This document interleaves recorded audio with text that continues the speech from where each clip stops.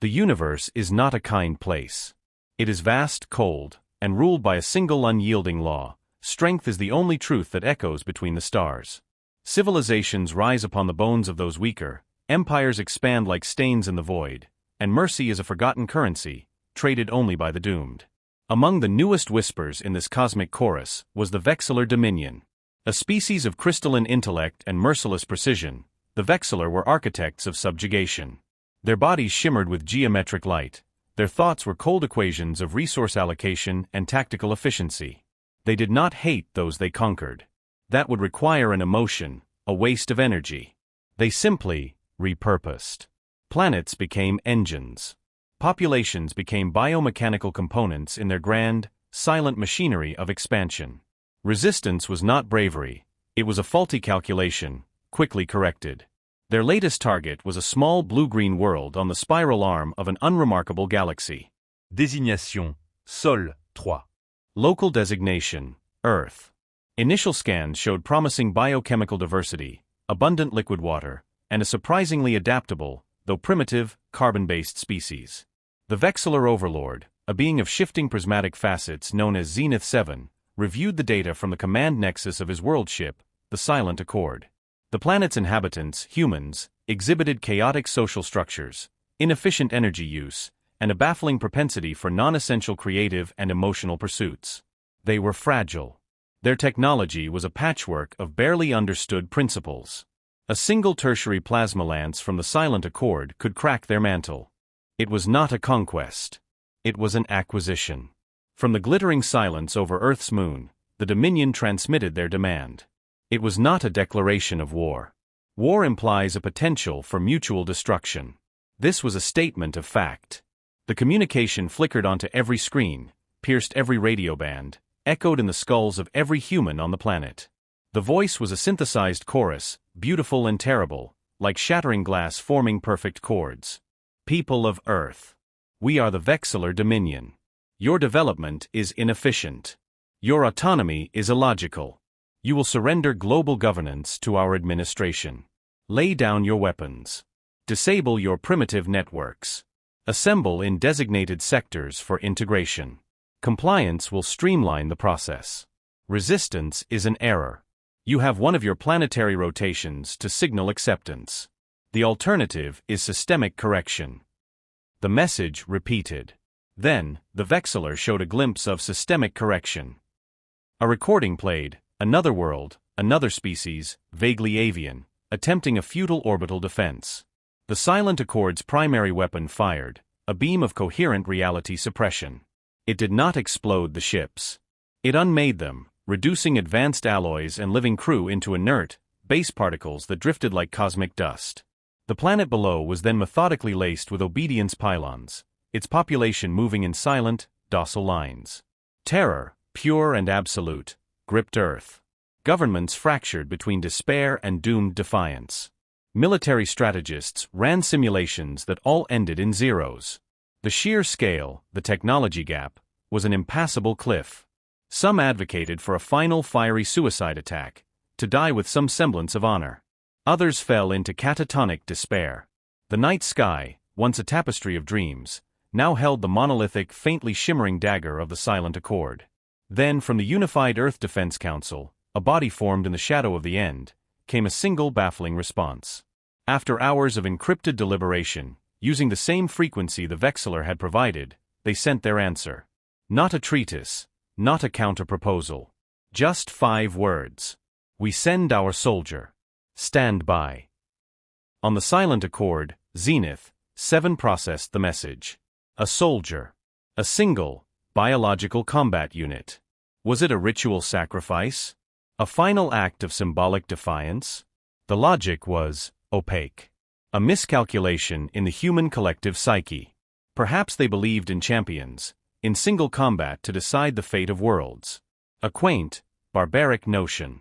It changed nothing. But curiosity, a vestigial glimmer from the Vexillor's evolutionary past, flickered.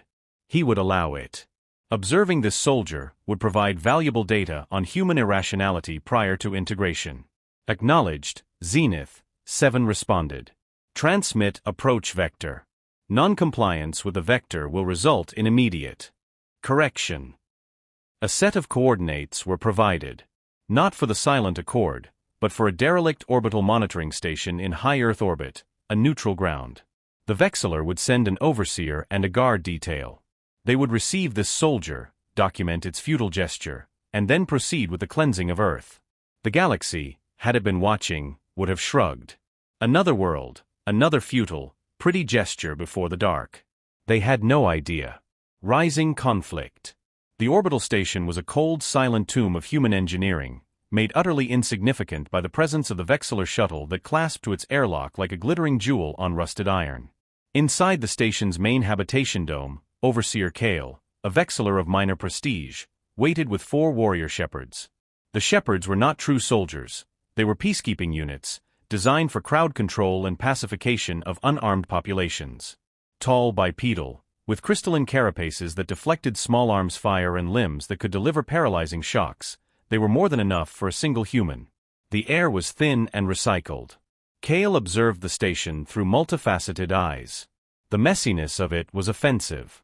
Loose wires, inconsistent paneling, sentimental photographs pinned to consoles, a half-finished cup of a brown biochemical stimulant now frozen solid.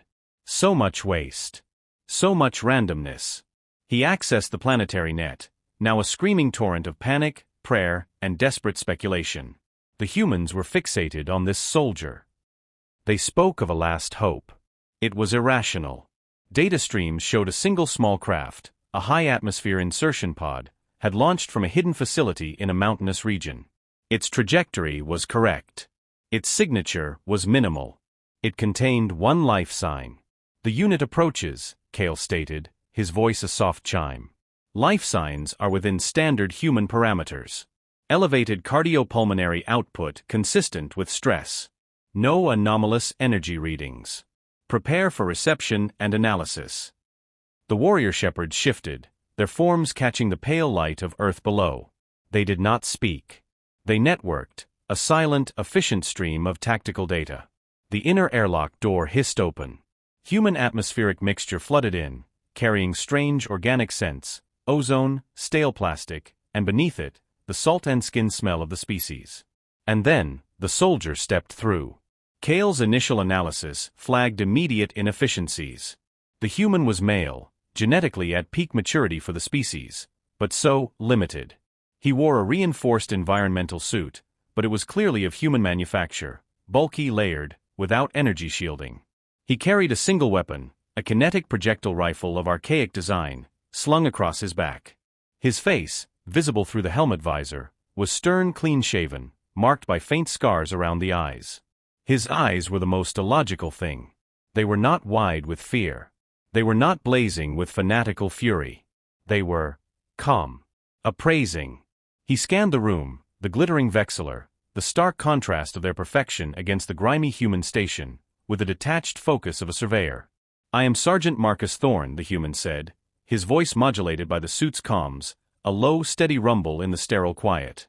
"Representative of United Earth." Kale glided forward, his facets refracting light onto the floor. "We acknowledge your presence, Human Unit Thorne. Your leaders have sent you as a token of surrender.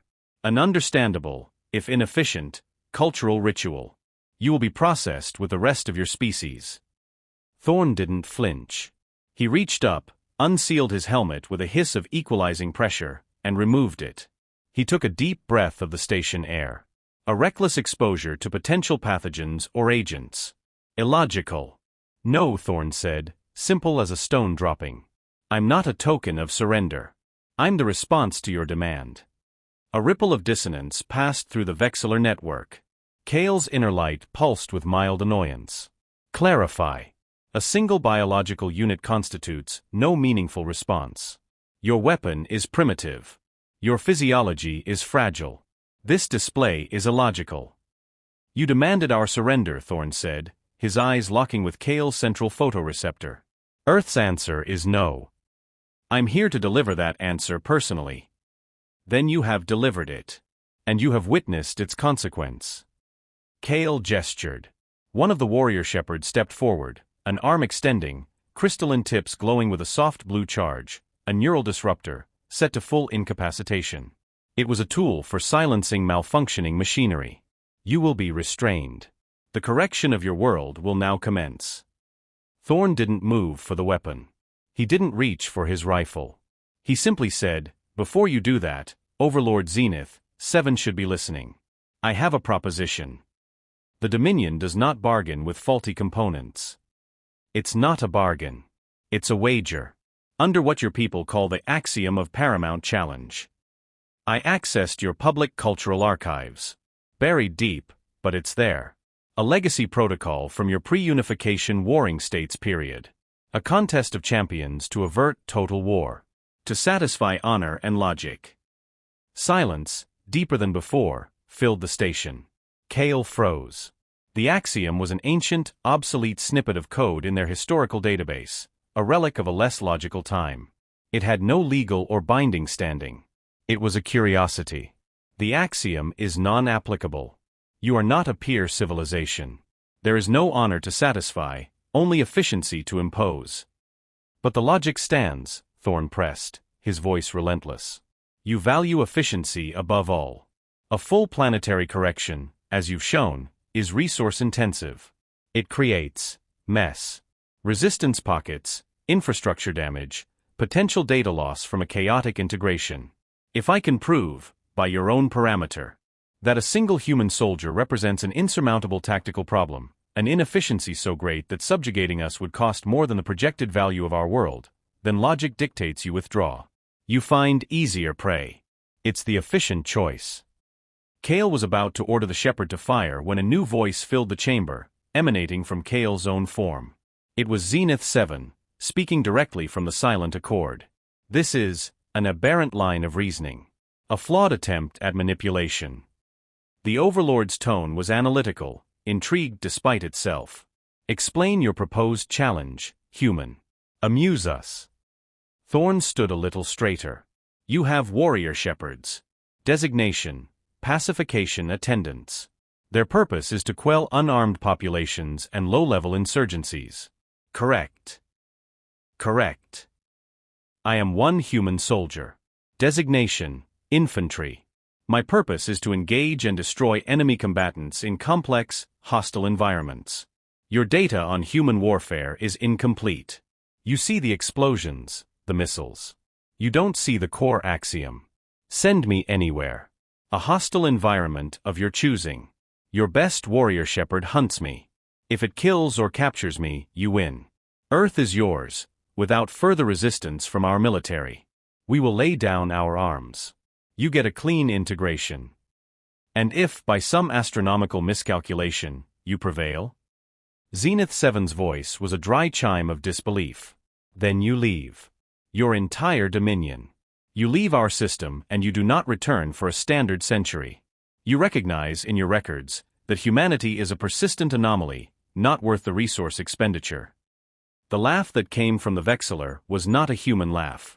It was a crystalline cascade of discordant harmonics. You propose a contest between a maintenance drone and a pest. And the stakes are the fate of your world. Very well, human. We accept. Not because your axiom binds us, but because the efficiency of crushing your last hope in front of your entire species will make the integration faster. Kale. Overlord, Kale responded. Transmit the humans' biometrics. Select Shepherd Unit Prime for the engagement. We will broadcast this to their planet. Let them watch their hope become data. The choice of battlefield was deliberate, a display of Vexillor psychological manipulation. They selected the glass wastes of Sycorax, a planetoid in a nearby system. A former mining colony, its atmosphere had been stripped centuries ago by a Dominion refinery mishap. The surface was a jagged, endless plane of fractured silica under a binary star, creating blinding glare and shadows sharp enough to cut. Temperatures swung from cryogenic to molten. There was no cover, no water, no life. It was a stage of utter desolation, meant to break the human spirit before the first move was made. The entire event was broadcast. To the Vexillor fleet, it was a routine training exercise with propaganda benefits. To Earth, it was a live feed of their extinction, sold as a gladiatorial farce. A single Vexillor dropship deposited Thorn on the surface. He stood in his environmental suit, looking small against the infinite, glittering desolation. Then, from the opposite horizon, the warrior shepherd prime arrived. It was a larger, more advanced model. Its carapace was polished to a mirror finish, reflecting the hellscape. It carried a directed sonic disruptor, and its limbs crackled with amplified energy. It moved with a silent, terrifying grace, a predator born from a C-80 design. The human's voice crackled over the open comms, heard by both species. Rules of engagement: no off-world weapon support. No external comms assistance. The contest ends when one party is incapacitated, dead, or surrenders. Agreed. The Shepherd Prime did not speak. It simply tilted its head, a gesture of utter contempt. Kale, commentating from a low orbit, stated, "The parameters are accepted. Begin." The Shepherd Prime moved. It didn't charge.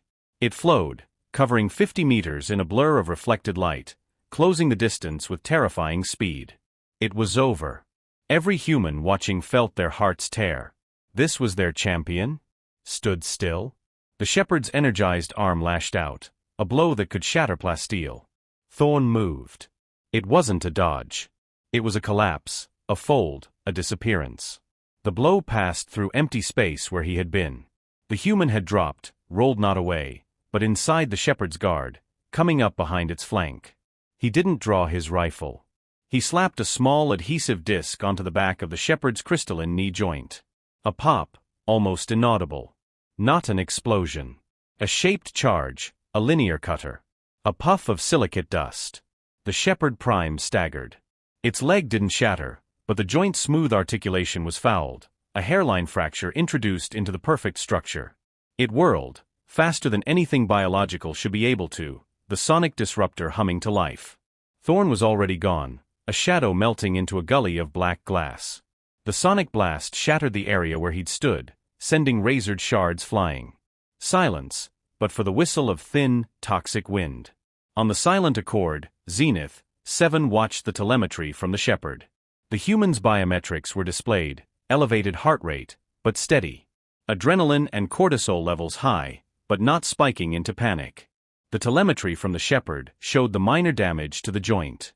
An irritation. A statistical fluke. The unit is agile. It has studied basic vexillar joint morphology. An expected tactic from a primitive hunter. On Earth, billions held their breath. He'd touched it. He'd marked it. The hunt became a slow, terrifying ballet. The shepherd, slightly hobbled, pursued with methodical, unstoppable purpose. Thorn didn't run. He flowed. He used the blinding glare, the knife-edge shadows, the thermal distortions. He wasn't hiding, he was shaping the battlefield. He triggered small, non-explosive charges to collapse silica spires, creating dust clouds that blinded the shepherd's optical sensors. He laid monofilament wires at ankle height, not to trip the machine, but to momentarily disturb the dust, giving away its position to him. He never fired a shot. An hour passed. The shepherd's frustration grew, a cold, logical thing. It recalibrated its sensors, switching to seismic and thermal. The human suit had minimal thermal shielding. He was a beacon. It found him, huddled in a deep crevasse. It fired its sonic disruptor down into the narrow space, a guaranteed kill.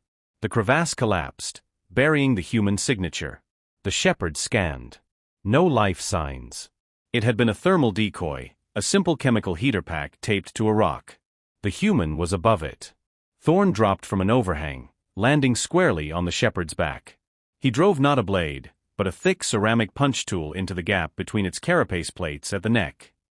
It was a tool for piercing hulls, manually operated. He put his entire weight on it. There was a screech of stressed crystal. The shepherd erupted. Energy discharge arced from its body, throwing Thorn clear. He hit the ground hard, his suit integrity warning of a breach. He scrambled, a limp now in his own movement. The shepherd rose. The punch tool was embedded, not deep enough to incapacitate, but deep enough to cause system alerts. Glitching. A flicker in its visual feed. A stumble in its step. It was damaged. The human had damaged a warrior shepherd. With hand tools. The broadcast showed Thorn's face, inside his cracked visor. Blood trickled from his nose from the shockwave impact. He was breathing in ragged gasps.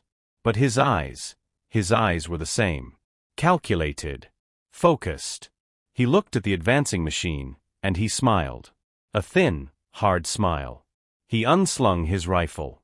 Finally, Cale's voice murmured over the broadcast, a note of confusion seeping in. The primitive resorts to its primitive weapon.